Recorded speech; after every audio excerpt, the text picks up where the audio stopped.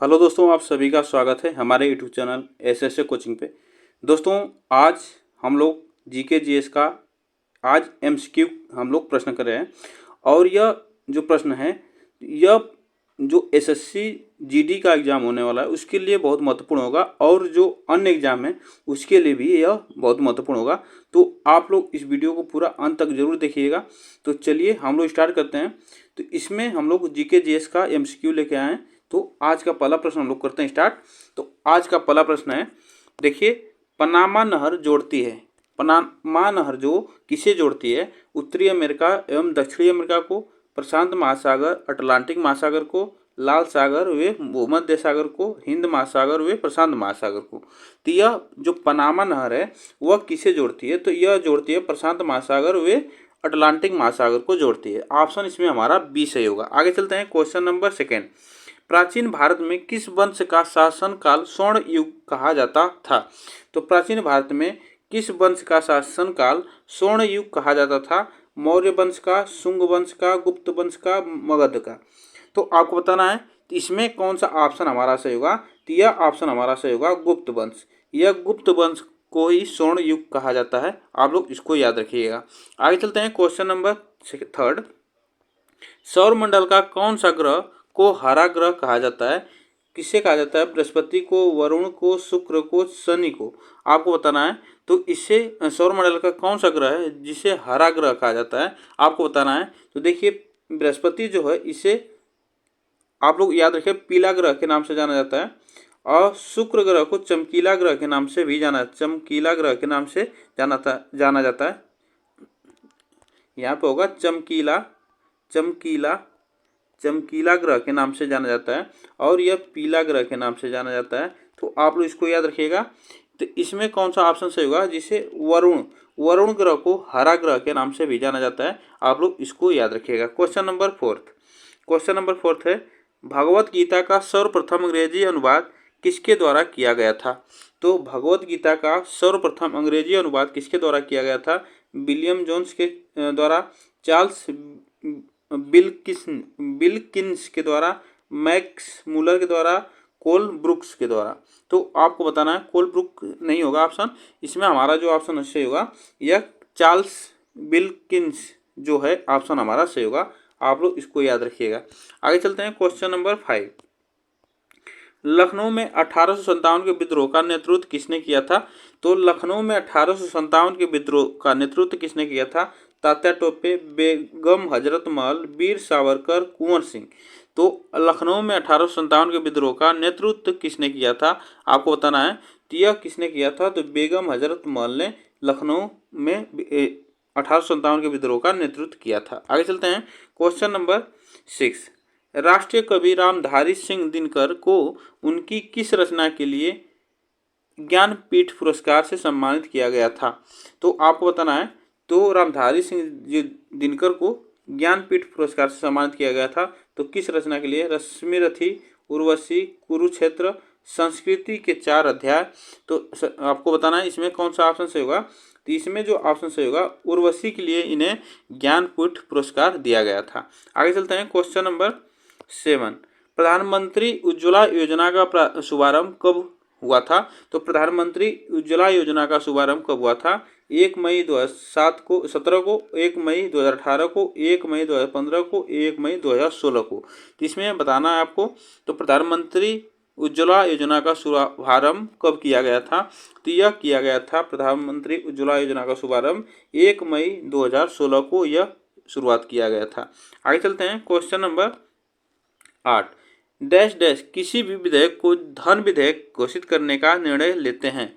तो आपको बताना है। तो किसी भी विधेयक को अगर धन विधेयक घोषित करने का निर्णय कौन लेता है? भारत के राष्ट्रपति, राज्यसभा के सभापति, भारत के रिजर्व बैंक के गवर्नर और लोकसभा के अध्यक्ष। आपको बताना है। तो इसमें कौन सा ऑप्शन हमारा सही होगा। तो विधेयक को धन विधेयक घोषित करने का निर्णय कौन लेता है? तो यह लेता है लोकसभा का अध्यक्ष लेता है। ऑप्शन हमारा डी सही होगा। आगे चलते हैं, क्वेश्चन नंबर 9। सुंदरवन का डेल्टा निम्नलिखित में से किन नदियों द्वारा निर्मित होता है? तो सुंदरवन का डेल्टा किन 2 नदियों से निर्मित होता है? गंगा और यमुना, गंगा और ब्रह्मपुत्र, महानदी और ब्रह्मपुत्र, गंगा और महानदी। तो इसमें कौन सा ऑप्शन हमारा सही होगा? तो देखिए सुंदरबन जो डेल्टा है यह कौन कौन से नदी से बनता है? तो ये गंगा और ब्रह्मपुत्र की नदियों से यह सुंदरबन डेल्टा बनता है। आगे चलते हैं question number 10। Question number 10, dash dash के बाद से भारत में आर्थिक सर्वेक्षण को केंद्रीय बजट से अलग कर दिया गया। आपको बताना है कब किया गया था? 1962 में, 1960 में, 1964 में, 1966 में। तो भारत में आर्थिक सर्वेक्षण को केंद्रीय बजट से अलग कर दिया गया, यह कब किया गया था? आपको बताना है इसमें कौन सा ऑप्शन हमारा सही होगा। तो इसमें जो ऑप्शन सही होगा तो यह 1964 में यह किया गया था। कब किया गया था? 1964 में किया गया था। आगे चलते हैं क्वेश्चन नंबर 11। भारतीय संविधान में फर्स्ट पास्ट द पोस्ट, सर्वाधिक मत प्राप्त व्यक्ति की विजय का प्रावधान किस देश के संविधान से अंगीकृत किया गया था? तो आपको बताना है तो यह किस देश के संविधान से अंगीकृत किया गया है? तो आयरलैंड, फ्रांस, ब्रिटेन, संयुक्त राज्य अमेरिका। तो इसमें कौन सा ऑप्शन हमारा सही होगा? इसमें कौन सा ऑप्शन हमारा सही होगा यह बताना है। तो इसमें जो ऑप्शन हमारा सही होगा यह ब्रिटेन जो हमारा ब्रिटेन देश के संविधान से अंगीकृत किया गया है। आप लोग इसको याद रखिएगा। आगे चलते हैं question number 12। Question number 12, Ahmad Shah Abdali Bharat में किस एशियाई देश से आया था? तो अहमद शाह अब्दाली भारत में किस एशियाई देश से आया था? फारस से, तुर्की से, अफगानिस्तान से, मंगोलिया से। तो यह आपको बताना है। तो देखिए अहमद शाह जो अब्दाली था यह अफगानिस्तान से भारत आया था। आप लोग इसको याद रखिएगा। क्वेश्चन नंबर 13, योजना पत्रिका का प्रकाशन किसके द्वारा होता है? तो योजना पत्रिका का प्रकाशन किसके द्वारा होता है? योजना आयोग, राष्ट्रीय विकास परिषद, विज्ञान और दृश्य प्रचार निदेशालय और सूचना एवं प्रसारण मंत्रालय। तो योजना पत्रिका का प्रकाशन किसके द्वारा होता है यह आपको बताना है। इसमें कौन सा ऑप्शन हमारा सही होगा? तो इसमें जो ऑप्शन हमारा सही होगा यह सूचना एवं प्रसारण मंत्रालय के द्वारा यह होता है। आगे चलते हैं क्वेश्चन नंबर 14। संविधान सभा जिसने भारतीय संविधान का निर्माण किया का गठन किया, आपको बताना है। तो देखिए जो संविधान सभा जिसने भारतीय संविधान का निर्माण और गठन किया, यहाँ पे मिस्टेक हो गया, तो आपको बताना है तो वह किस एक्ट के तहत हुआ था? आपको बताना यह तो सॉरी इसमें किसके अंतर्गत हुआ था? इसमें क्वेश्चन थोड़ा सा टाइपिंग मिस्टेक है, तो आप लोग बताइएगा। इंडियन इंडिपेंडेंस एक्ट के अंतर्गत, गवर्नमेंट ऑफ इंडिया एक्ट 1935 के अंतर्गत, महारानी की घोषणा के अंतर्गत और कैबिनेट मिशन प्लान के अंतर्गत। तो देखिए संविधान जो सभा थी उसका निर्माण हुआ था कैबिनेट मिशन प्लान के अंतर्गत हुआ था। ऑप्शन इसमें हमारा डी सही होगा। आगे चलते हैं क्वेश्चन नंबर 15। किसने स्वराज पार्टी के निर्माण करने के लिए कांग्रेस की अध्यक्ष पद से त्याग पत्र दिया था? तो आपको बताना है चित्तरंजन दास, मोतीलाल नेहरू, विट्ठल भाई पटेल और फिरोज शाह मेहता। तो किसने स्वराज पार्टी के निर्माण करने के लिए कांग्रेस के अध्यक्ष पद से त्याग पत्र दिया था? तो इसमें कौन ऑप्शन हमारा सही होगा? तो स्वराज पार्टी का निर्माण किए थे कौन? तो यह चित्तरंजन दास ने किया था और उस समय कांग्रेस के अध्यक्ष थे। उस समय त्याग पत्र दे दिया था स्वराज पार्टी बनाने के लिए। आगे चलते हैं क्वेश्चन नंबर 16। तुलनात्मक सुलभ के सिद्धांत के प्रतिपादन का श्रेय इनमें से किस लोकप्रिय हस्ती को दिया जाता है? तो आपको बताना है डेविड रिकार्डो और Bertil Ohlin, Eli Heckscher, Adam Smith. इसमें से कौन सा ऑप्शन हमारा सही होगा? इसमें कौन सा ऑप्शन सही होगा? तो डेविड रिकार्डो के द्वारा यह तुलनात्मक सुलभ के सिद्धांत प्रतिपादन किए गए थे। आगे चलते हैं क्वेश्चन नंबर 17। कर्मचारी राज्य बीमा निगम इनमें से किससे संबंध कर्मचारियों को चिकित्सा लाभ के संबंध में सामाजिक सुरक्षा प्रदान नहीं करता है? तो इसमें आपको बताना है निजी क्षेत्र, बहुराष्ट्रीय निगम, सरकारी क्षेत्र और सार्वजनिक क्षेत्र के उपक्रम। तो आपको बताना है तो जो कर्मचारी राज्य बीमा निगम है इसमें किसके संबंध में कर्मचारी चिकित्सा लाभ के संबंध में सामाजिक सुरक्षा प्रदान नहीं करता है, यह आपको बताना है। तो यह कौन सा ऑप्शन हमारा सही होगा? इसमें जो ऑप्शन सही होगा हमारा बहुराष्ट्रीय निगम, यह बहुराष्ट्रीय निगम है, इसमें सामाजिक सुरक्षा प्रदान नहीं करता है। आगे चलते हैं क्वेश्चन नंबर 18। इस वर्ष भारत ने भारत छोड़ो आंदोलन की कौन सी वर्षगांठ मनाई थी? तो आपको बताना है इसमें कौन सा ऑप्शन हमारा सही होगा। इस वर्ष भारत ने भारत छोड़ो आंदोलन की कौन सी वर्षगांठ मनाई? तो यह मनाई थी 81वां वर्षगांठ। आप लोग इसको याद रखिएगा, 81 वर्ष हो गया है भारत छोड़ो आंदोलन की शुरुआत, वो यह हो गया था, मतलब इसको हो गया है, तो यह 81वां वर्षगांठ मनाई थी। आगे चलते हैं क्वेश्चन नंबर 19।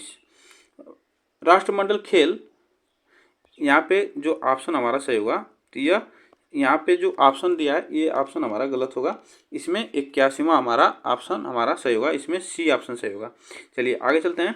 राष्ट्रीय मंडल खेल 2022 में पीवी सिंधु ने बैडमिंटन के महिला एकल मुकाबले में कौन सा पदक जीता था? तो यह आपको बताना है। तो 2022, यह देखिए 2022 में पूछ रहा है, तो कौन सा पदक जीता था आपको बताना है। इसमें कौन सा ऑप्शन हमारा सही होगा? तो इसमें जो ऑप्शन हमारा सही होगा यह स्वर्ण पदक। कौन सा? स्वर्ण पदक 2000 राष्ट्रीय मंडल खेल में 2022 में पीवी सिंधु ने स्वर्ण पदक जीता था। आगे चलते हैं question number 20। Chief judicial magistrate पद का हिंदी रूप निम्न में से कौन सा है? तो चीफ ज्यूडिशियल मजिस्ट्रेट पद का हिंदी रूप कौन सा है? मुख्य न्यायिक दंडाधिकारी, प्रधान न्यायिक अधिकारी, प्रमुख न्यायिक पद धारक और प्रधान न्यायिक दंडाधिकारी। तो इसमें आपको बताना है, तो इसमें कौन सा ऑप्शन सही होगा? तो देखिए चीफ ज्यूडिशियल मजिस्ट्रेट का हिंदी रूप है यह मुख्य न्यायिक दंडाधिकारी, यह ऑप्शन हमारा सही होगा। आगे चलते हैं क्वेश्चन नंबर 21। एग्जीक्यूटिव मजिस्ट्रेट पद का हिंदी नाम निम्न में से कौन सा है? एग्जीक्यूटिव मजिस्ट्रेट का हिंदी नाम इनमें से कौन सा है आपको बताना है। कार्यपालक दंडाधिकारी, कार्यपालक न्यायाधीश और इनमें से कोई नहीं। तो एग्जीक्यूटिव मजिस्ट्रेट जो होता है उसका हिंदी नाम क्या होता है आपको बताना है। तो इसमें जो उसका हिंदी नाम होता है कार्यपालक दंडाधिकारी। क्या होता है? कार्यपालक दंडाधिकारी। आगे चलते हैं क्वेश्चन नंबर 22। त्वचा के नीचे और आंतरिक अंगों के बीच डैश डैश ऊतक बनता है। कौन सा बनता है? मांसल बनता है, वसा बनता है, एपिथीलियम, थिलिया और तंत्रिका। तो आपको बताना इसमें कौन सा ऑप्शन सही होगा। त्वचा के नीचे और आंतरिक अंगों के बीच ऊतक कौन सा बनता है? इसमें जो बनता है यह बनता है वसा। क्या बनता है? वसा बनता है। ऑप्शन हमारा इसमें बी सही होगा। आगे चलते हैं क्वेश्चन नंबर 23। शीतल पेय में शामिल है, जो हमारा शीतल पेय ठंडा जो जल होता है उसमें क्या शामिल होता है? Tartaric acid, citric acid, oxalic acid और कार्बोनिक एसिड। तो आपको बताना है शीतल पेय में क्या शामिल होता है। तो इसमें कौन सा ऑप्शन हमारा सही होगा? तो यह होता है कार्बोनिक एसिड, उसमें शामिल होता है ठंडे जल में। आगे चलते हैं क्वेश्चन नंबर 24। ईका सिलिकॉन को डैश डैश के रूप में जाना जाता है। ईका सिलिकॉन को डैश डैश के रूप में जाना जाता है। Gallium, silicon, germanium, aluminium.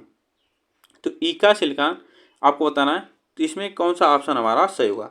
तो इसमें जो ऑप्शन हमारा सही होगा तो यह किस नाम से जाना जाता है? तो ईका सिलिकॉन को जर्मेनियम के नाम से जाना जाता है। आगे चलते हैं क्वेश्चन नंबर 25। क्वेश्चन थोड़ा सा बड़ा है, देखिए।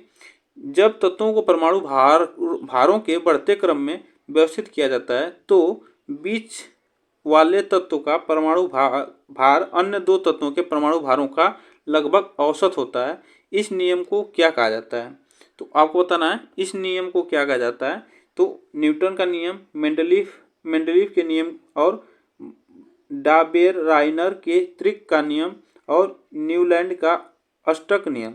तो देखिए इसमें जो ऐसे तत्व होते हैं जिसके क्रम में लगाए जाते हैं, व्यवस्थित किया जाता है, और बीच वाले जो परमाणु भार होते हैं तो उसमें जो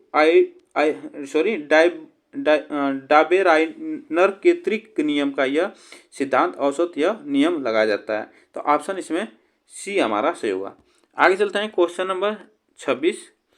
ऊतक का निर्माण मृत कोशिकाओं के संयोजन से होता है। तो ऊतक का निर्माण मृत कोशिकाओं के संयोजन से होता है। इसमें कौन सा ऑप्शन सही होगा? यह क्लेरेन काइमा और पेरेन काइमा पोलेरन काइमा और एरेन काइमा। तो इसमें कौन सा ऑप्शन हमारा सही होगा। ऊतक का निर्माण मृत कोशिकाओं के संयोजन से होता है, तो यह किससे होता है यह आपको बताना है। तो इसमें जो ऑप्शन सही होगा तो हमारा, इसमें ऑप्शन हमारा फर्स्ट सही होगा, ऑप्शन हमारा फर्स्ट इसमें सही होगा। और यह प्रश्न थे 26 प्रश्न थे आज के हमारे इस टॉपिक में। तो आप लोग को यह वीडियो कैसी लगी कमेंट बॉक्स में ज़रूर बताइएगा। फिर मिलते हैं नेक्स्ट वीडियो के साथ, तब तक के लिए थैंक यू सो मच। और वीडियो को आप लोग लाइक शेयर जरूर करिएगा।